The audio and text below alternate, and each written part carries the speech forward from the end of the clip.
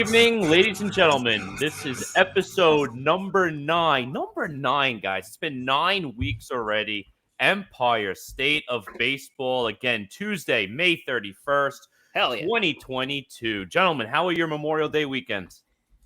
Excellent. Spent a couple days outside. We had a nice barbecue up at Corey Favs' house. Enjoyed that to round out the weekend. And we got the hottest day of the year to go back to work here on a Tuesday. So, I enjoyed it. I enjoyed being outside, and the first taste of summer is here. Oh, yes, absolutely. And thanks for sticking with us, everybody. It is Tuesday.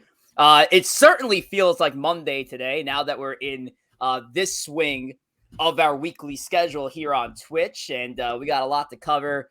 Yankees Mets. We have a fun segment later on tonight that's going to encompass this entire show. But yeah, boys, Memorial Day weekend. Love this time of year. Love having another extra day off from the work week. Tom, how was your Tuesday? How was my Tuesday? It was hot. But other than that, it was pretty good. Good Memorial Day weekend. Got some golf in. Got some outdoor time going on, and overall solid time. Let's do it. Yeah, I just got my new irons today. I'm happy. Oh, new. What did we get?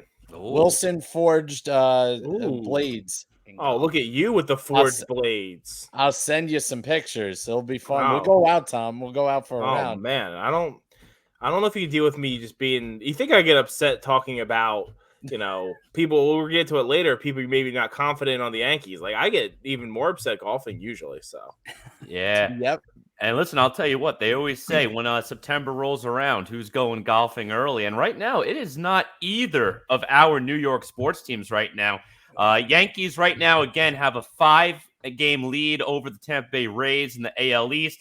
Mets with a huge sweep this weekend, 9.5-game lead over Atlanta. Really starting to bury the Phillies early, 11.5 up on the third place Phillies. I mean, both of these teams out of this world, 33 wins apiece. I mean, you get through May. Usually once you get through May, you really start to know, okay, is this a good team? Where do I need to improve? Both of these teams, I think are really performing above our expectations here this year. I mean, you really can't ask for more coming out of this Memorial Day weekend. I'm pumped. I love it. I'm very happy for some New York baseball. I'm happy for the warm weather, and I'm looking forward to the summer. Let's see and what again, happens. Not Empire State of hockey, but congratulations to the New York Rangers. Moving on to the next round. It is just a beautiful time to be a New York sports fan. Of course, if you're rooting for the right teams and whoever's booing is for you. Now you face a guy who actually can start in the NHL in goalie. Okay. Well, we'll see how that goes. Tom, some of our viewers are already here, but how can their friends join us here on Twitch? I don't know. They can just send them the link or whatever. Is that what you wanted? That helps. Say no. Well, I mean, obviously sending the link would be helpful, but the link would be on Twitch. So thank you for watching us live. If you're watching us on the replay, the Twitch app is where to check in with us live, get involved with the live chat. Empire State of Baseball. Link is in our Twitter bio if you're looking for that. And it's the kind of place where you're going to get some hot topics. Our Instagram featuring one of them for today. In the Bronx is burning, and it's around the big man, Aaron Judge. We talked about him a little bit last week regarding what his re-sign numbers could look like, or his contract numbers, honestly. We'll see if he even resigns with the Yankees. So, guys, what are we thinking if, he did turn down the 7-year, $230 million offer, which at this point now seems extremely low. What do you guys think is as a possible offer, a fair offer for the big man if he continues to somewhat this pace? If he continues at this pace, I mean, he's going to have an all-time season. But, assuming there's a little bit of slowness, what do we think the offer could be? Yeah, I mean, it's definitely interesting to see how this is playing out right now, because when he originally turned down that offer, I was like, whoa. I mean, that's a lot of money for a guy who's missed a lot of games in his career with the Yankees. Granted, when he's playing, he's a potential MVP candidate, and you're seeing that this year with that Yankee squad. I mean, absolutely killing it. 309 average, 18 home runs, 37 RBIs, over a 1.0 OPS. I mean, the guy is absolutely killing it here at the end of May. What's he going to get? I don't know, because I don't think – see, I think what Judge is thinking right now, he wants to get to that 300 million figure. Is he going to get there? I don't know, because I don't – in terms of the average value for the contract, I think he should be right up there towards the top. I just don't think he's going to get the years. He's not going to get that 8, 9, 10-year contract that might put him over 300. I think he's definitely looking at 250, though, at this rate, if he keeps it up. But, I mean, God forbid, you never know. All it takes is one roll of the knee as you're rounding the base, and there goes 200 million right there. So, I mean, hopefully it doesn't happen, but we'll see. I think the big number with Judge, and I've talked about it before on the show, is Anthony Rendon's contract of a couple years ago, 7 years for $245, which is $35 million a year. I think Judge wants to beat that. He's going to re-sign this contract at the same age Anthony Rendon signed that deal. Now, obviously, Judge would love that to be an 8, 9, 10-year contract, but I think he would value more going over the $35 million. So I think if they do something in the $37 million for 8 years, that gets you to $296. You're throwing $4 more million just for funsies, and you give him 8 for $300. I think that is where, if the Yankees were smart and didn't want to mess around with this, when the season's over, if he truly won't negotiate in the middle of the season, that's what they offer him. They say 8 for $300. Are we good, big man? Let's do it. I mean, the problem with Judge is he is a little older, and 8 for $300 is $37.5 million a year. That is a lot of money. The question here is going to be whether somebody goes to that 9th or 10th year. I think he'll probably get 8 somewhere. I think he'll probably eclipse 250. The question is, where is it? I know Judge wants the $300 million mark. The question is, when you break it all down, I don't see a reasonable figure that he comes in at that's going to say, okay, he's going to get that plus the AAV value. So, you know what? I think the sweet spot's probably going to be around 8 years, $36 million a year. That'll put him right around 288. I think that's about where he's going to settle in. I don't think anybody's going to want to go to that 9th or 10th year, bring him to closer to that age of 40. You know, this is a guy who's been hurt a lot. He has not been hurt much the last 2 seasons, which is a good thing. Last year and now into this year, he's shown he's been healthy. Maybe some of the injuries are less freakish than they were. But you know what? Teams are reluctant to give the Pujols contract out anymore, to give the Miguel Cabrera contract out anymore. You see at the end of those contracts what those players have become. Judge, there's nothing that makes me believe that Judge would be any different if he were to sign that mega deal. And those players never had the injury concerns Judge did. So I think that's going to cost him a little bit in the years. I think there will be a team that will eclipse the 250 million mark. At the end of the day, I think the Yankees will, but I don't think the Yankees will go past that 7-year mark. And I think they're going to have to retain Judge. I said it since day one. I think San Francisco is the most likely landing spot for Judge. They have an absolutely wide open payroll for the next, 5-6 years. They have almost no one on long-term commitments. I can see him going there. He's from California. The Yankees are going to have to be serious if they are going to keep him. They're going to have to outbid others, because I do not think that he has given them a hometown discount. And we also have to talk about Aaron Judge's marketability at the end of the day, which I think is a huge factor in all this. Aaron Judge is not only the face of his team, but he is potentially one of the faces of baseball. He is one of the more recognizable names. Should he be considered the face of baseball if you ask the casual fan? Probably not. I still think that maybe belongs to Mike Trout of all players, but I think across the board, Aaron Judge is starting to reach that Derek Jeter popularity threshold in baseball nowadays. He's not Derek Jeter yet, and I'm not comparing him here. Jeter's on Instagram now. That's actually crazy. Another piece. But Aaron Judge, Twitter. He's on Twitter too, isn't he? He is on Twitter. Jeter. Look at Jeter. I mean, Jeter's paying someone for Jeter to be on Twitter and Instagram, but he's there. But yeah, you have to talk about Judge's markability along with all the great body of work. For Aaron Judge, we asked this question on our Instagram. Make sure to give us a follow at Empire State of Baseball.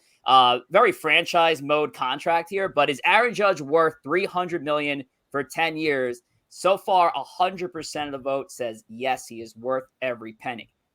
Do I represent 100% of the vote? Am I the only voter there? Maybe. I don't know. But 100% of the voters say he's worth it. This is the Judge that the Yankees thought in his rookie year was going to be with them for a long time. I mean, he has that potential. He is a monster of a human being. He can play the field. All right. He can hit balls a mile, and he's actually a good hitter. He's not an all or nothing hitter. This is a guy who could be the premier offensive weapon in Major League Baseball. The problem is he has never stayed healthy enough to give you that kind of season past his rookie year. He shows the flashes for months, and then he always gets hurt. So you know what? Contract years, it's what have you done for me lately? And in this particular case, Judge for the last season and a half has done it. So you know what? If he stays healthy for the majority of this year without missing more than, I'm sure he'll probably end up on a 10-day at some point. But, if it's not a significant period of time, he's going to be there. He's going to be the hot commodity in the free agent market. Again, listen, I know we've done it before, but the Judge injury thing is just so annoying. It's overwhelming. He wasn't hurt last year. COVID year is a dumb year. Yes, he had his rookie year. He broke his wrist 1 year getting by a pitch, and he had an oblique problem. The oblique problem is the only real nagging injury concerning thing you could have for Aaron Judge. You can't blame him for getting hit on the wrist and breaking it.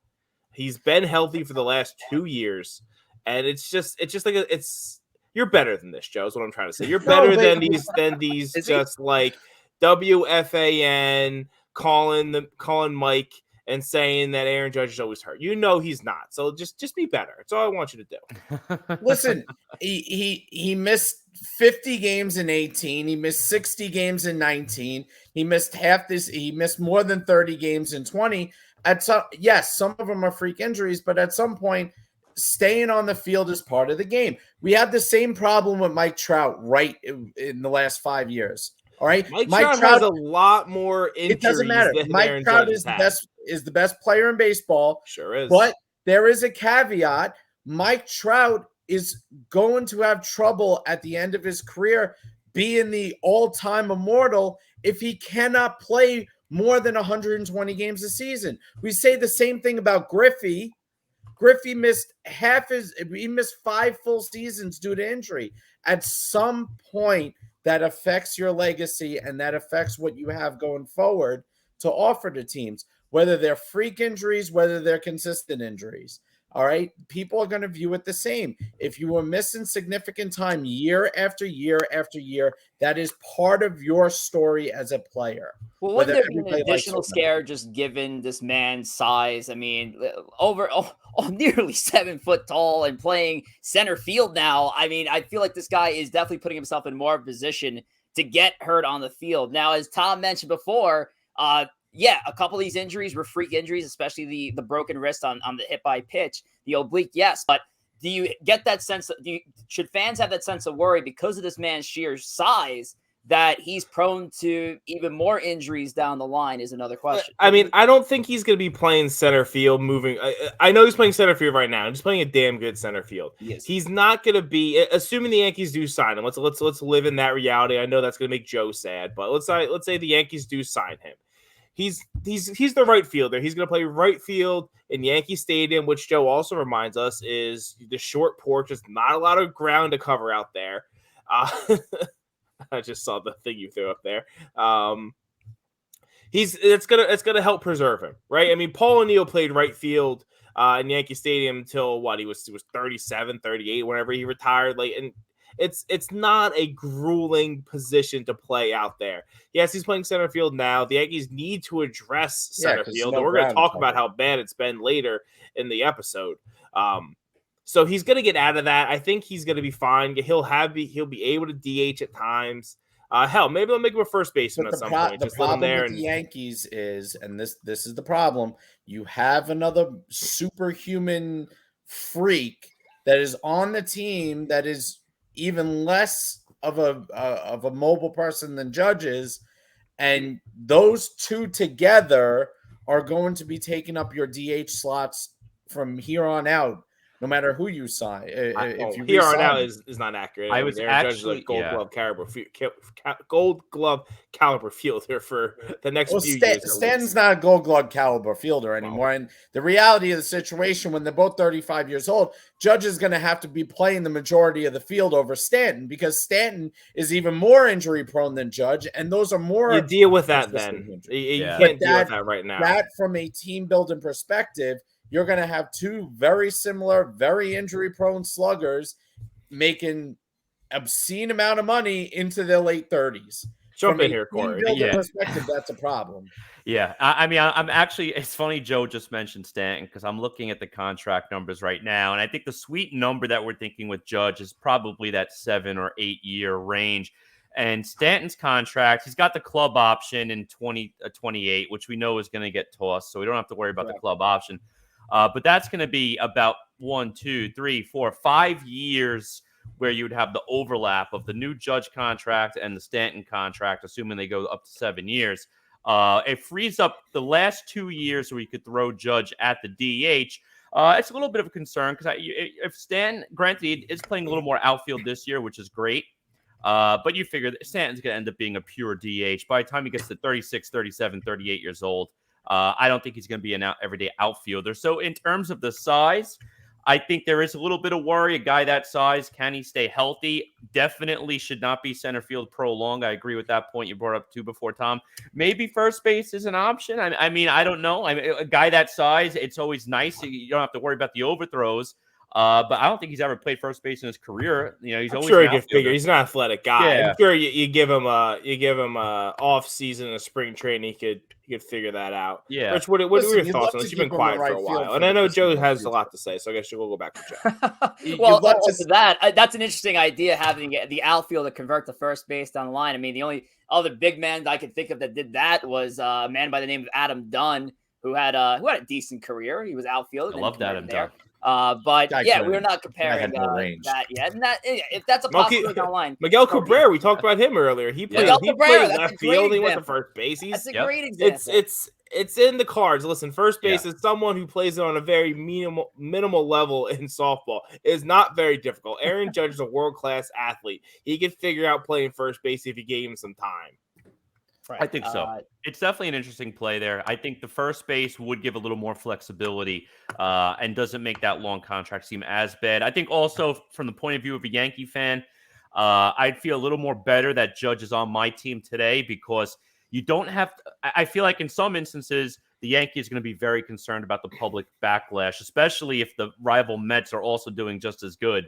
If you're going to lose your star player, that's going to cause a lot of riots in Yankee world. The other thing to consider, too, is I feel like some teams are afraid to give out that $300 million contract to a player who's never played with them. And even last year with Lindor, you saw some struggles. This year looking a lot better so far.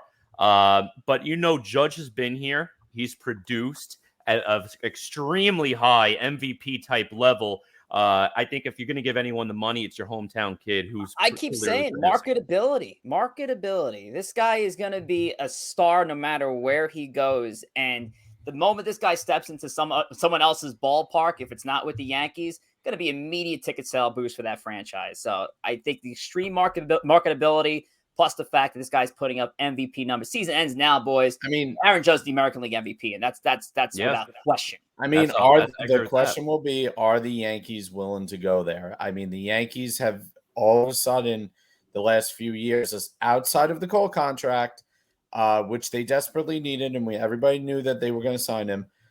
They have been extremely conscientious of the luxury tax threshold. If they sign Judge long term, you are going to have $90 million in basically 3 players for the next 5 years. Where, what is their willingness to expand on that? So I think part of the reason too, maybe they're holding back, and this is just a guess, is because they wanted to save for this Judge contract, and they did make the big offer. They were giving him a $250 million contract that Judge turned down, or whatever it was, 225, 240, 230. Thank you. yeah. So I think a lot of the big spending for the shortstop. I know everyone was screaming Correa, Correa, Correa. It was because I think they want to save that big contract for Judge. They don't want to give it out to multiple players, Judge, and then a Correa, for example. I think they're saving it for Judge. Absolutely. Yep. Good stuff. I mean, listen, when it comes down to the Aaron Judge contract talks, this is definitely going to be something we're going to touch on throughout the year. So there's going to be more to come, especially to think, what scenario, like the what if scenario, if the Yankees aren't going to bring Aaron Judge back into the fold, or rather, if Aaron Judge is not going to resign with the Yankees, what does that team, this franchise, do next to replace that sort of caliber player, if they even replace that sort of caliber player on this team? But Joe, what do we got here for social medias? All right. So social media, you can follow us on Twitter at ESB Podcast, at G Gory, that is Corey Favaloro's, at JR Pugs for myself, at Rich J Rivera for Mr. Richard over here, and at T Wospil for Mr. Tom. TW. So, I was going to say TW. two spill, but T Wospil. Two spill. And that's what it's spelled. You follow us all on Twitter. We update. Rich just realized that. Tweet out daily, and you can follow us in our immediate reactions to our favorite Two team. spilling facts in Joe's face. I love it. And you can follow Derek Jeter now, apparently, on social media. And you can follow Derek Jeter. He's gonna you can come into you the can follow me century. at Derek Jeter on Twitter. Yeah. Right. Gotcha there. All righty. Chooch's pick of the week. It's time once again for Matt's big pick. Last week, he took a double pick of the Yankees beating the Rays in what he thought was a 3-game set. He actually didn't know it was a 4-game set. And then he had the Mets beating the Phillies in their set at Citi Field. I gave him the credit for it because he completely forgot the Yankee set was a 4-game series. So I'm giving him the win last week. That's the last time I'm doing that. So he's 6-2 right now. So let's hear Matt's pick of the week, Chooch's pick of the week for this week. What's up, ESB crew? Chooch is back with Chooch's pick of the week. This week, I'm going to the NL Central for a 4-game set for the weekend. Cardinals at the Cubs. And it's going to be a bad weekend at Wrigley. I think it's going to be a Cardinals 4-game sweep to keep them up in the division in the second place. I think, you know what, I'll even call it, Brewers might drop 2 this weekend to the Padres. Cardinals may move within 2 games of the division. 4-game sweep, Cardinals against the Cubs. What do you guys got? Okay, if he's wrong about anything, I'm not giving him credit. Like, that was a lot. He locked in the sweep. He locked in the sweep. And I guess another side bet on the Padres Brewers series as well. But he's got the Cards sweeping the Cubs. And listen, I know the Cubs have been bad. They just put their superstar Japanese player on the IL and Seiya Suzuki. But Cards over Cubs or Cards versus Cubs. What do you guys got in this series? Will we see a 4-game sweep at Wrigley Field? It's tough. It's so tough to sweep 4 games. I mean, you take 3 of 4, you sign up for that any day of the week, unless you had to win 4 to clinch a playoff berth or something like that. I mean, it's tough, man. I'm gonna hedge the Chooch here, but I am gonna say the Cardinals win the series. I'm gonna go 3-1 Cardinals. It's just very hard to get the 4-game sweep. Yeah, I'm with you on that one, Corey. Listen, the Cubs aren't very good. Cardinals have been, a very solid team. I know they're on the road, and you would think, being on the road, it could be tough for the 4-game sweep. So I think 3 or 4 is realistic for them. So I'll lock in a 3 out of 4. Yeah, I don't think I think a 4-game sweep's always tough. The Cubs do have a little bit of pitching in Stroman, Kendricks that can win you a game by themselves. I know Wilson Contreras is red hot right now. I would go against the 4-game sweep here. I think the Cardinals will definitely win the series. But the fact that we're going Cardinals Cubs when the Mets and Dodgers are going to be playing this week I don't know what's going on here. I'm sure Chooch wanted to pick one of our hometown teams once again, but he's been picking them constantly. He wanted to go a little outside of the town. He got a big rivalry in the National League Central, even though the Cubs stink. He wanted his fans want to lock in money, a 4-game sweep. So Do the Mets have a Sunday night game again this weekend? Because that's a prime candidate for one. Yeah. Yeah. They have Apple TV next week. I know that. Oh. The Angels.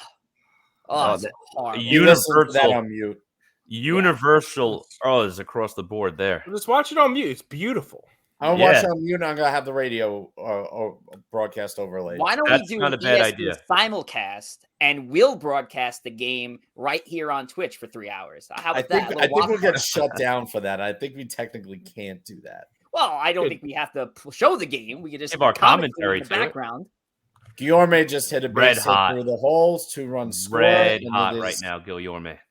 I just picked him up in fantasy, so I support that. 5-0 Mets. Yeah, I'm sticking with Chooch. I didn't get my pick in here. I'm sticking with Chooch. I'm going to go with the Cardinals sweep. Ooh, Cardinals sweep. Rich rolling with the Chooch. We all got the Cubs. We all got the Cardinals. Listen, the Chooch is feeling good.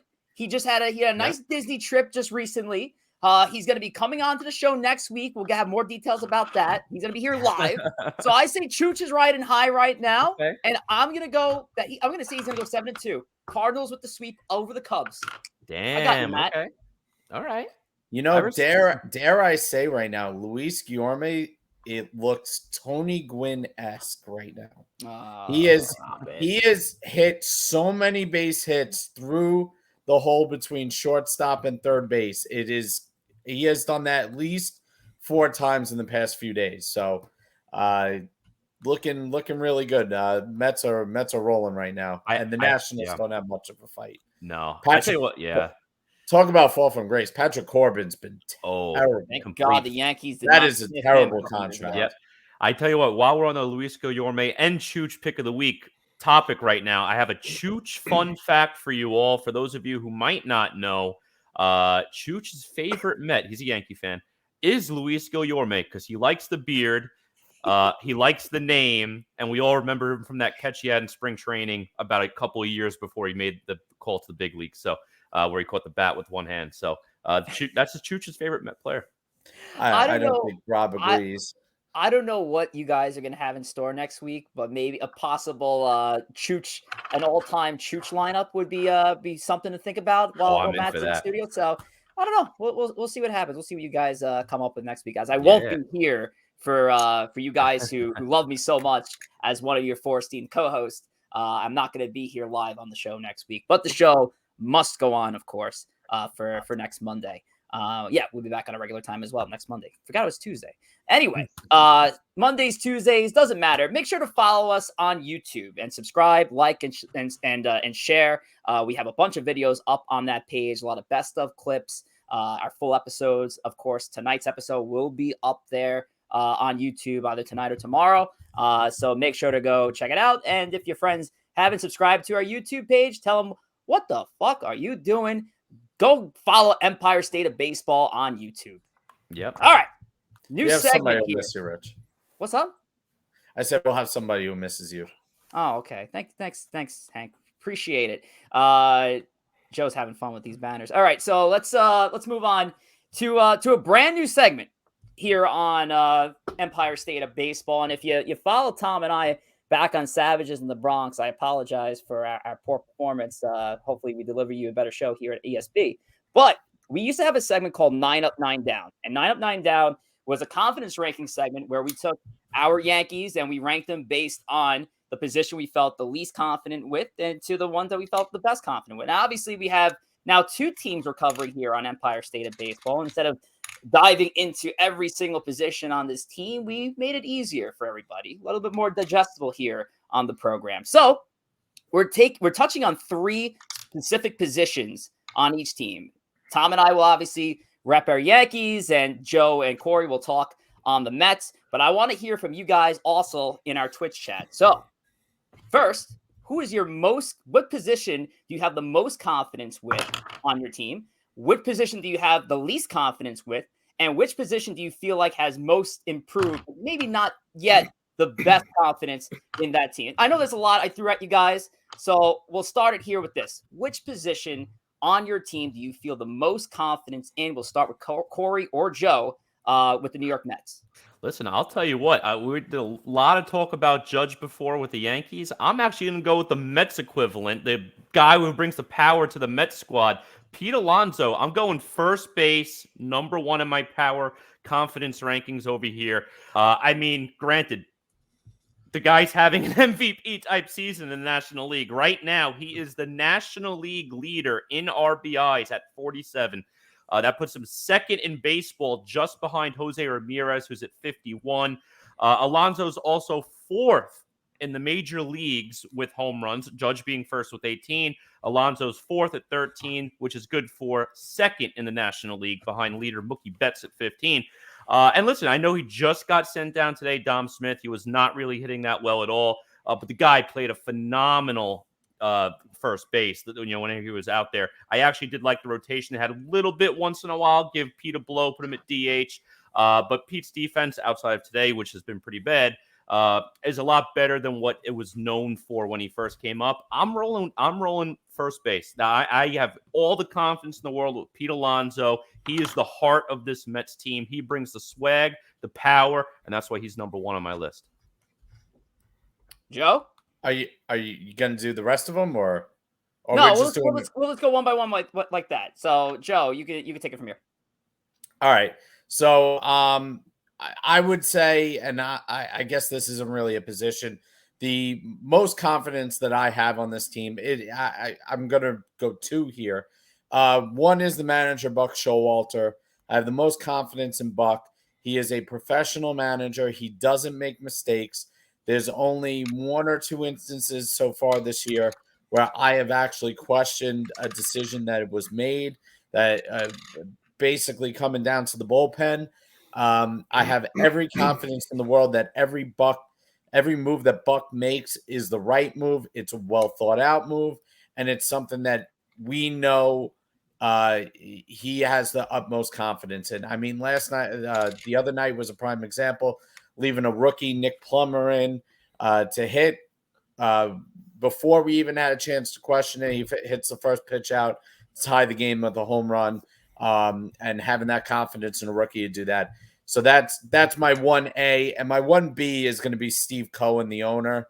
Again, I know that's cheating, but there's no doubt in my mind that there is nothing that Steve Cohen will not do in order to make this team successful. I have no doubts that he's going to spend the money that is needed at the deadline.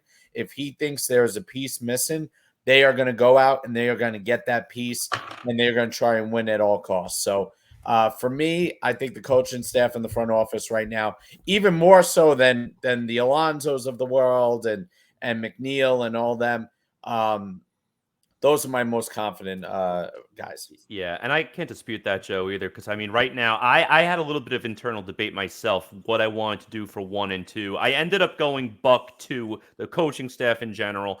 I didn't have Cohen in my whole list of rankings, but I would agree. I think Cohen right there, I mean, he's the leader of the team. He's your king of the castle, so to say. I ended up going Alonso, but I have no disagreements with Buck. If I woke up tomorrow, maybe I said it's Buck. I think it's a coin flip between the two. Can't go wrong either way. All right, let's flip it on the other side of town. Tom, who's your most confident on the Yankee side? Listen, I want the person on my team that I'm most confident in to be someone actually on the field, not in the front office, not in the owner's box, not on the bench. I want it to be a guy in the field. I want him to be in the field every day. And that's the big man, Aaron Judge. Aaron Judge, we've talked about him earlier with the contract segment. He has been the AL MVP this year. He has, we rattled off some of the stats before, but just to remind everyone, coming into today, 309 average, 18 homers, 37 RBIs, a 1.1044 OPS. He's been incredible. He's also playing center field and playing at a very high level. He's been the best player in the AL this year. I have all the confidence in the world with him. Granted, he did just strike out with the bases loaded, which is a little upsetting, but still, he's going to do the right thing. He's going to say the right thing. Even through the whole Donaldson situation last week, he had a lot of really good comments about it. Like he just has like a steadying presence on the team, and I couldn't have more confidence in the big man. I love that pick, but I'm gonna go with the starting pitching rotation, and the pitching rotation has been fantastic. And obviously, a lot of there's a lot of criticism on Garrett Cole, obviously, because there's a lot of fans who feel like he's not pitching up to the contract, and certainly he's not. But he's still pitching very well. He's still pitching to a caliber where you talk him into that American League Cy Young caliber.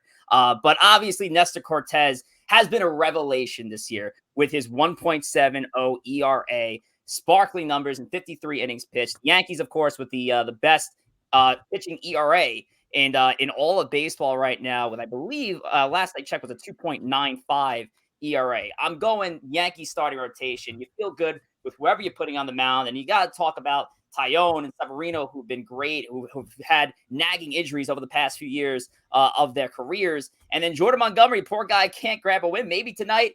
I mean, it's looking pretty good for him right now. Maybe we'll get that first one of the season. I think they've scored more runs for him tonight than they have in the last year and a half with 5. It's yes. I wonder if Jordan knows what to do out there. Like it's incredible. But no, yeah, I agree. It's a great feeling every night when you turn the game on and you know that your pitcher is going to give you a good effort. And not just good effort, it's been a great effort recently. And some of the Yankee teams that we've gone through recently, once you get down sometimes those 3rd, 4th, 5th starters, you're like, oh, well, let's hope the boys can put up a 7 spot today because we don't know what's we're going to get from the starter. And it's the starting pitching. I agree. It's the 1 and 1A on the Yankees with Judge and with the starters. All right. Now we move on to the most improved on our team. And this might not be the position of most confidence, but it's certainly getting there. Corey, we'll start with you once again. Who do you have in the most improved spot on the New York Mets? Yeah, I'm going to tell you what, because I'm looking at last season, or I'm looking at coming into the season since it's the first time we're doing it versus now, and seeing most improved. And I'm actually going to go with second base here. We saw McNeil last year take a big step back. He was not himself. I think a lot of it was the analytics. And I wasn't there in the locker room. I didn't know what they were talking about analytically. I think it was information overload for a lot of these players. And McNeil was one of the biggest victims of that. The guy went from being a 300, 315 line drive hitter, balls to all fields, to now trying to swing for power because your win probability goes up by 0.02% when you hit a home run as opposed to hitting 3 for 4 every damn night. Now he's back to his old self. The guy is hitting great. And on top of that, we just mentioned his name before, Luis Guillorme playing a lot of second base lately because McNeil does get a little more time in the outfield now than he has in the early part of the year. And Guillorme's hitting over 350. The guy has been phenomenal right now. Again, that's a backup middle infielder who I liked. I thought he brought a good glove. A very useful guy to have on the team. I never expected him to be a 350 hitter. And the guy's getting regular playing time right now as they're starting to move some guys around. You're seeing guys like J.D. Davis playing a little less. Dom Smith obviously just sent down. And guys like Guillorme are going to get that more regular playing time. Second base for me right now, it is really trending up. I'm very happy with what I see because last year, a big reason why the Mets struggled offensively, a big part of that was McNeil's struggles. I mean, granted, a lot more involved there, but the second base, huge step up. Yeah, I think McNeil is part of what I'm thinking, but mine has to be the entire outfield and the production that the Mets are getting from the outfield. When you can add Starlin Marte and Canna, and they're producing the way they are, maybe not in power numbers per se, although Marte's had a home run 2 nights in a row. But just the leadership aspect, the speed aspect from Marte coming in and the way he runs the bases. Canna gives you a professional bat every time up. You got to be really confident in what the Mets have done to kind of reshape that outfield, especially after last year. They had a combination of Dom Smith and McNeil in left field a lot of the times with a struggling Michael Conforto in right. I think there was a lot of problems there that you didn't really see on the surface, whether that comes down to the hitting coach or the individual players. I'm not really sure, but the fact of the matter is that their production in the outfield has been greatly improved, and probably the most significantly improved. McNeil kind of ties into that because he plays left field a lot, and he plays a really good left field, and he's hitting the way that we expected him to. But I think that's a big positive. So, Yep, I definitely agree with you there. That's a great point. Yeah. Cool. Tom. Rich, what do you got? Oh, me. Fine. All right. Oh, yeah. You got it, Rich. Yeah. All right, I got it. I'm gonna go second base here as my most improved position, and overall, like I don't even know if I can grab an individual player, but I'll stress on Gleyber Torres. I mean, Gleyber Torres has been a much better player being back in his more comfortable position of second base, and obviously there was a lot of criticism on him last year defensively, but even offensively, this is a guy who honestly put the most pressure on himself because he hit well over 30 home runs in his rookie season to be 24 home runs, and then proceeded with a 38 homer season in 2019. And so Yankee fans sat back and say, oh, look at us. We got a power hitting second baseman. They turned him, they put him at shortstop, which, a position he came up in the minors with, and could not hack it at that position in the shortened 2020 season. And in 2021, late in the season, they decided they needed to move on from Gleyber Torres at that role. So he's been in his more comfortable position at second base.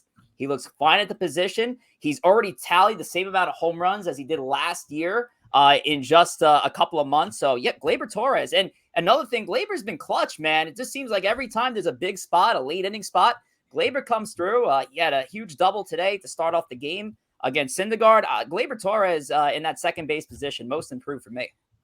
Yeah, you know what? I'll take the other side of that coin, and I'll take DJ LeMahieu, playing second and playing a lot of third recently with the injury, and honestly, even before he was injured with Josh Donaldson not playing a ton in the field. DJ looks more like DJ, and his numbers they're not incredible, but I have if we're talking about confidence, I have a lot more confidence in him this year that I did last year. He's given better at bats. He looks better in the field. Still not hitting for a crazy amount of power, but he's not really good. He's not that kind of guy. He's someone who we talked about giving a professional at bat, and I think he's the guy who's going to give you the most professional at bat in the Yankee lineup. He'll do what he needs to do, and have a ton of confidence in him and Gleyber. Seeing Gleyber kind of come back into his own is really exciting because he was the young Yankee, right? He was the guy, Judge is 30, and when he came up, he was in his mid to upper 20s. Gleyber, there was the got meme to death of he's only 20 years old, he's only 21 years old in the playoffs, but he's still a kid, and it's cool to see him kind of he fell and he's back up. So I think between those two, we have a lot of improvement from last year. Absolutely. And to wrap up our 3 up, 3 down, let's do it with a fun one. The position of least confidence on your team. This is the player you are sending on a rocket right to the sun. Corey, get us started here. Yeah, I mean, listen, if you would have asked me this question about 3 weeks ago, I would have said catcher. But I am making a swap. My catching position went up 1 point, and down to the last spot on my overall rankings is the bullpen. Bullpen is in bad shape right now, and it's a shame because the closing position with Edwin Diaz is actually really good. I have a lot of faith right now in Edwin Diaz to get a save. Granted, he'll have a blip every now and then. We had the game last Tuesday, I believe it was, where they came back. It was 12-11 with 2 outs in the ninth. They ended up losing 13-12, blown save for Diaz in that one. But overall, I'm really, really happy with Diaz. Exactly what I want out of him. But the rest of the bullpen, I mean, people getting hurt. Lugo was so dominant just a couple of years ago in the bullpen. I still trust him, but he's not the same as he used to be. Joely Rodriguez, I know a lot of Met fans right now not happy with Joely. I personally like him on the team because he does give you a few multi-inning outings. But the problem is they're putting him in all these high leverage situations because they have no one else to go to. I want to go to bad. Yeah, but listen, he's not terrible, but he's not good either. I mean, he's a guy you want coming in with like a 5-run lead or a 5-run deficit in like the 6th inning. You don't want him in there with the tying run on base in the 8th inning similar to what we had last night. Sure enough, you let a couple of guys get on. You bring in Ottavino. What does Ottavino do? An 0-2 count after he swung at a pitch, a slider, beautifully placed slider, about a foot off the plate. Why aren't you throwing the same pitch? Nope. You're going to throw a couple of fastballs down the middle, and sure enough, the second one, boom, over left field, go-ahead home run. Luckily, the Mets did come back and win that game thanks to Nick Plummer. The Mets need 100%, and I wouldn't even wait for the deadline to do this. You need to get a legitimate lefty reliever. It doesn't have to be, it doesn't have to be a stud. I want an actual, though, major league veteran lefty, and the same thing on the righty side, too. I want one of each. Put them in both in high leverage situations, depending on the situation. You still have Lugo back there. I do like Drew Smith. You'll still have him back there, but they need to improve the bullpen. You want Chapman? Right now, I don't know. Right now, I don't know about Chapman either. But if it's for a bag of balls, maybe I'll do it. I'd rather Chapman than Joey. But at the same time, I know he's been struggling a bit. All right, least confidence, Joe. So I'm going to be the same. I'm going to assume in this scenario that DeGrom and Scherzer come back healthy. I know Tyler McGill is probably going to be the first of the three back. I'm going to assume that the Mets are going to be okay in their starting rotation going forward in this scenario. So I agree with Corey here. The bullpen is the biggest concern to me. I think that the bullpen, it's again, not specifically Diaz. I think it's the bridge to get there. I do like what Drew Smith has given us, but as far as the rest, Lugo can't pitch on back-to-back days. Trevor May is shaky at best, even when he's fully healthy. Joely Rodriguez, I'm not confident in. Adam Ottavino, I'm not confident in. So in the sum, I really trust 2.5 guys out there if you count Lugo on a fully rested day. But I think the Mets are going to have to make a move. I think Dom Smith will probably be one of the chips that they dangle in front of somebody to try and get relief on for. I know he was just sent down. Hopefully he kind of kicks it up in AAA. But I don't think at this particular point in time, I don't think he fits this team anymore. So I think that's a tradable and expendable piece that they can send out and going forward and find somebody that can be that anchor in that back of the bullpen leading to Diaz. I think they need that in the worst way. And I think there's going to be plenty of teams that have an opportunity to give up an arm like that. There's a lot of teams that are already out of it that can, benefit for having a couple of years of control on somebody like a Dom Smith, and can afford to play him every day versus us. So that's what I think. No need to go further because me and Corey agree. Tom, what do you got? So we did a version of this, I think one of the first episodes. I guess all of you guys forgot about it. And I stood up and I said, I believe in Joey Gallo. And you know what? I no longer believe in Joey Gallo. And I'm going to throw Aaron Hicks' bum ass in there too. They are both so bad. Yeah. So they can't play. Miguel Andujar is playing a better left field than Joey Gallo is. I know Joey Gallo is more naturally a right fielder, but come on. You have to be able to, at that level of athleticism, you have to be able to figure out how to play the other side of the field. He's not been great in the field. He's been horrible at the plate. Aaron Hicks has been just as bad. Aaron Hicks has one extra base hit all year, something like that. He is just runs in scoring position. He might as well just not bring it back. He might as well just stand there and just not swing and hope to God that he walks. The other night when they pinch hit Hicks for Trevino, you knew that was not going to work. They are both incredibly bad. Now the Gallo is easy to get out of. He's just signed through the rest of the year. He's still someone with a lot of potential. You could flip him for a middling reliever and just call it a day. Hicks is going to be a little harder to get out from under because he does have a couple years left on that contract, but the Yankees need to figure out a way to get another outfielder in this rotation because they need to get rid of these two. And I don't think the answer is having Judge play center field all the time because I do think that will wear on him. Mm-hmm. He should be playing right Occasionally some center and DHing, have Stanton play in right because Stanton does hit better when he's in the field.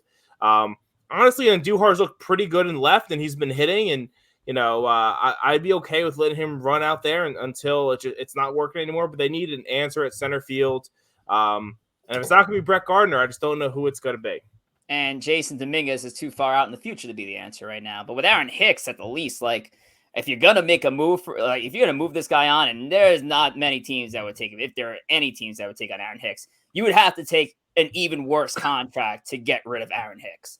So I don't know if the Yankees even go down that route, if that trade is even feasible. But since you went with the outfield, the rest of the outfield, that is, Tom, I didn't want to duplicate your efforts, even though I really wanted to just trash Aaron Hicks and Joey Gallo. Gallo For it. Listen, this could be just a Hicks Gallo trash fest. I'm not going to trash this position, but I'm going to go with least confidence at catcher. And that only has offensive implications. What Trevino and Higashioka have done with this pitching rotation has been great. And there's obviously great rapport between those battery mates right there. And Trevino just seems to be a revelation from what they picked up in Albert Abreu, who just recently got DFA. So if the Yankees really wanted to, they can just bring back Abreu.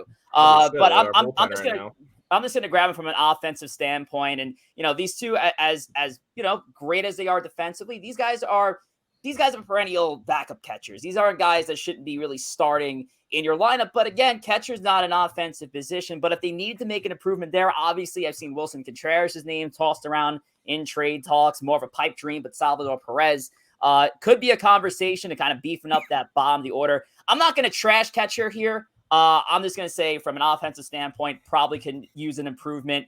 Aaron Hicks and Joey Gallo absolutely deserve to be sent to the sun. And I think that their poor offense is really highlighted by how bad those two have been. Against center field is a position that is a lot of times a primarily defensive position. So you could deal with your center fielder not hitting. Left fielder is basically a glorified DH for a lot of teams. Like your left fielder has to be someone who can mash. And with Joey Gallo, what he's been putting up this year has been horrible. And then another guy that we didn't really talk about, again, it might be a little more of a defensive first position, is Isaiah Kiner-Falefa. He's also been, at times he's been good, but a lot he's been bad. So that really, I think, puts more of a spotlight on the hitting aspect of our catchers, where they should just be the 9-hole guy and just, playing good defensively, working with the staff, and it shouldn't matter. But with the poor play by so many other positions, it's amazing how good the Yankees have been this year with how much bad play they have. Mm-hmm. It really is. They have so much, left field, center field, shortstop. Donaldson hasn't really been that good at third. Offensively and defensively he's been fine. And catching, there's really 5 positions that have just been pretty bad in the lineup. It's amazing they're as good as they are.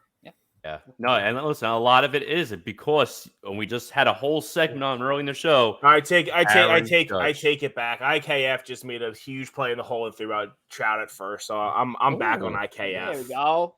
Up the rankings. IKF. There you go. Diving in the hole. Oh, man, I'm just going to talk through this. Beautiful throw. Gets him by a full step. All right, Tom, stop. We have to get that Isaiah Kiner-Falefa ball autograph. We got to get that for the next segment. Speaking of which, next segment, we have you never know. Guess the Graph coming up. But before we get to that real quick, again, please follow us on Instagram. Follow us on Twitter. You could find us on Instagram at Empire State of Baseball and Twitter at ESB Podcast. If you want to partake in some of our polls, I know Rich mentioned the poll about Aaron Judge earlier today. Again, follow us on either of these applications because we'll be tweeting out polls throughout the week, other content throughout the week. If you just want to give us some love throughout the week, do what you want to do. Anyway, back to the graph, baby. Tom, what do you got for us today? Let's see. Well, I got this annoying cough for now that just won't go away. Yeah, we need to invest in a bump button for Tom so he can cough freely. But here's Tom's ball. And God, Tom, what the hell? Did you send this in look at that small thing on there. I can even increase that. All right, so if you guys can try to see that at home, maybe full screen it. I don't know. I'm having a hard time looking at it myself. I don't know why you couldn't just have zoomed in on what I sent you. And I don't know why you couldn't have had this for a definition picture. So okay, let's take a look. Well, you obviously whited out the number to to make The things gentleman did put his number on the baseball, so I wanted to remove that to not give you guys any, unfair advantage. Okay. Does this person have an affiliation to either New York team? No. Oh, Okay, cool. okay. No affiliation to New York teams. Nope. I'm gonna take one out. I'm seeing an I and an S. Is it Ichiro Suzuki? It is not Ichiro. He was a Yankee, Joe. He also was a Yankee. Yes. God, I love He Ichiro. said no affiliation. I to wish. either. Ichiro's one of those guys I'll who's take a like, stab.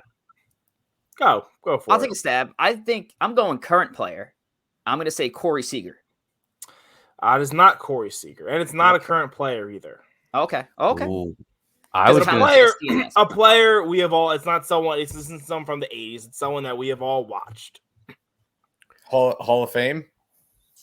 Not a Hall of Famer, but an MVP. Ooh. So how did This good man was career. once the most valuable player in Wow. With either one New York of the team. leagues. Okay. Chat. Let's see. Anything in Wow. the chat yet? Nothing yet. Okay. This is a tough one. An MVP. MVP. He played for 3 teams, but honestly, I didn't know he played for 3. He played his whole career for one team. He played 1 year for the last 2 years of his career. He played a little bit. I remember the one team. The other one, Okay. did not remember he played for them. But this man is remembered for one uniform for sure. but no affiliation to either the Mets or Yankees. No, it's not played. Mm. It's the MVP, 3-time All-Star, 4-time Gold Glove winner, a Silver Slugger. Ooh. Kirk Gibson? Not Kirk Gibson. Said he didn't play in the 80s. Oh, he This is did. a You said he didn't no, play in the No, 80s. no. This is someone we have all watched. we have all watched him. MVP. Corey and Joe have watched him a lot more than we have. I will say. that. Oh. Okay. Oh, so he's on the Okay. other side of town. I'll give you that as a. Well, it's not Andre Jones because he was a Yankee. Nope. I don't think that's Chipper in there. And he's a Hall of Famer. Is it Jimmy Rollins? It is Jimmy Rollins. Oh, good guess. Yeah. J-Roll. Wow. Okay. Damn. J-Roll. Next time I'll I make got- sure to full screen this. But I can Jimmy see Rollins. the double L there now. Okay. okay, Yeah, I he can has kinda, an I can 11 kinda see there. It's it's some of them. There's a lot there. It's better than some other signatures I have on the wall of just being clear. But yeah. Well, Tom, I got to ask because normally you pull a lot of these autographs to Yankee spring training. So did you meet Rollins at a Yankee spring training? How did that happen? Not at a Yankee spring training. The Phillies do train in Clearwater, which is the town that I stay in Clearwater Beach when we go down there. So we do go to a lot of Phillies games. All that ball was not gotten at a Phillies game. It was gotten in Sarasota at an Oriole Philly preseason spring training game. Wow, love That's it. interesting. The Jimmy Phil- Rollins. As I said, the Phillies have a very it's kind of awesome. I know Corey and Joe don't want to hear nice things about the Phillies, but Nope. They're a team that a lot of times you go to spring training, there's players, they don't want to sign autographs or, people and stuff like that. The Phillies, it seems like from the front office, tell the players, like, you need to sign autographs. And the Phillies have always been a team that if you go there, like, everyone will sign autographs for you. So it is really cool. They do a really cool stadium. So Nice. Yeah, no, that's definitely cool. I mean, Jimmy Rollins for me growing up, because that was back when the Mets blew it in 07, and then again in 08. He was part of that Phillies team that I absolutely hated. Rollins was one of them I hated the most, but the one I really hated the most on that Phillies team, I hated Shane Victorino. Oh. Wow. I was gonna say I was all curious annoying. because like Jimmy Rollins is a guy again as a Yankee fan. Pat Burrell. As a Yankee fan, he seems like he'd be one of those guys that you would be like, obviously you dislike everyone on the Phillies, but he's the one you would have some respect for. He played an exciting brand of baseball. I feel like he'd be one of those guys that you could be like, I like him. I hate him because he's a Philly, but no. I don't know what it is because you know what? He's one of those players where like I feel like if he was on my team, I would absolutely love him, but just watching the way he played and when he did well versus the Mets, which happened a lot, it made me so angry. So I hated watching him play against us on the Phillies. But yeah, it is what it is. But great pick tonight, Tom, and great show tonight, gentlemen. Oh, yes. We had a hell of a show for episode number 9. Both of our New York teams having a hell of a night. Again, 4-0 Mets right now through 5. Yankees up 5-0 last night. Actually, 6-0 now in the 6th. Jose Trevino with an unbelievable avoidance of a tag at home. That's it. Look at Trevino, that confidence heard me on the show, and he I said, love it. "Fuck you, Rich." We're Yeah, gonna have to I go love back. it. Yeah, Rich is gonna have to go back, revisit the catcher position, but that'll be a segment for a future show. But for tonight, we do have to wrap it up. It's a Tuesday night. Joe, what do you guys say for us to close out? Nothing. Had a great weekend. And Memorial Day went up to a game at Scranton Wilkes-Barre. Saw the Rail Riders. Gave a little love to some of the players on the field. Might have even enticed a balk during the game. You would do that. I take all the credit for it. I'm sure you would. That screams Joe. Yeah, everybody in the stadium heard me. So, and the pitcher balked right after. I was batting for balking. But fun time. Listen, you guys want to go to a nice minor league game? Not that you can travel all the way up there just for that. $14. You sit 5 rows off the field. The food's actually really good up there. I had some cheesesteak with some these crab fries, they call them, with the Old Bay seasoning. They were fantastic. Nice. So good place to go watch a game. Beautiful. So if I were to take you guys to a great minor league game, you know where I'm taking you all at TD Bank Ballpark over in Somerset. That's double A. I went to the triple A. But yes, guys, thank you so much for guys and gals. That is, thank you for joining us on this special Tuesday edition of the show. We'll be back here for next Monday evening at 8 p.m. Eastern time right here on Twitch. I won't be here, but we'll have a special guest co-host subbing in, Chooch himself. Yeah, the king of Chooch's Pick of the Week. He'll be joining and dropping by to be our guest host for next week. And we're very excited to have Matt on to join us. So I'll see you guys all in 2 weeks' time. So enjoy the show without me. Tom? Are they playing? There's music playing us off? What is that? Yeah, I don't know. Joe, are you playing yourself? Gotta lose the admin rights. I don't know what he's doing, and I'm already afraid of the future of this program. All right, guys, we'll see you here next week. Take care.